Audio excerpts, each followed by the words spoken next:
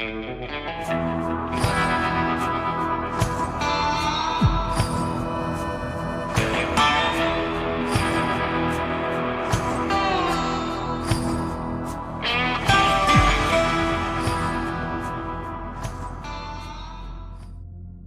started with a bunch of extra saddle horses to get the last of the cattle that Colonel Chisholm had bought from Coggins a year or two before. When we got to Rock Creek, 12 miles west of where San Angelo now stands, we camped for the night.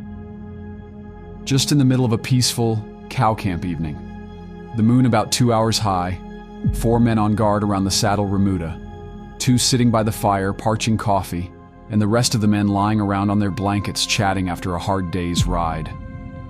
A more peaceful and quieter picture could not be imagined, as I have said.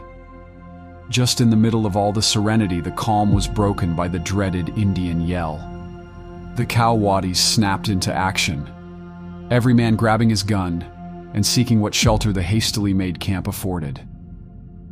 The yell of even a small bunch of Indians on a quiet night leaves the impression that you are attacked by thousands of them, and we never did know just how many were on us. Part of them ran our horses off. The others came toward our chuck wagon. During the thick of the fight, I was standing by the wagon shooting over it when a bullet hit the wagon wheel. A piece of the leaden bullet split off and hit me in the head.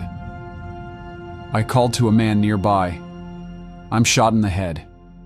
He and another puncher or two looked and saw the blood, examined the wound, and found the piece of bullet. They pulled it out. We fought them for an hour. They killed 1 man and wounded 2.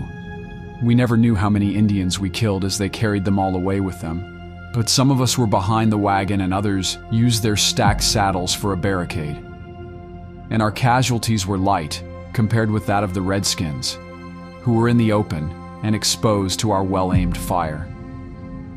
The 4 men on horseback, who had been holding the horse herd before the Indians took it away from them, rode to Fort Concho that night to get a doctor and a hearse and to secure some teams to pull our wagon to the fort. At daybreak, the Army ambulance and doctor came, along with a detail of 10 soldiers. They took the dead cowboy and one of the wounded ones to the fort, where the wounded man was cared for in the military hospital.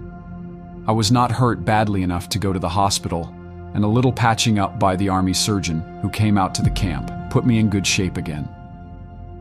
We buried the dead man that day in Fort Concho. Before we left the battleground to go to Fort Concho, we picked up over 200 arrows.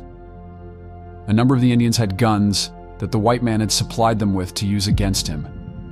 It was a bullet from one of them that came so near to bouncing me into the happy hunting ground, to use the Indian way of describing eternity.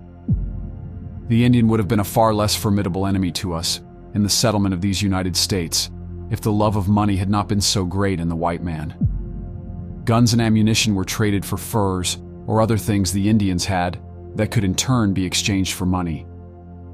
The traders in some instances were bound to have known that the guns they were putting into the hands of the red man would later be turned back on them or others of the white race. But greed controlled their actions.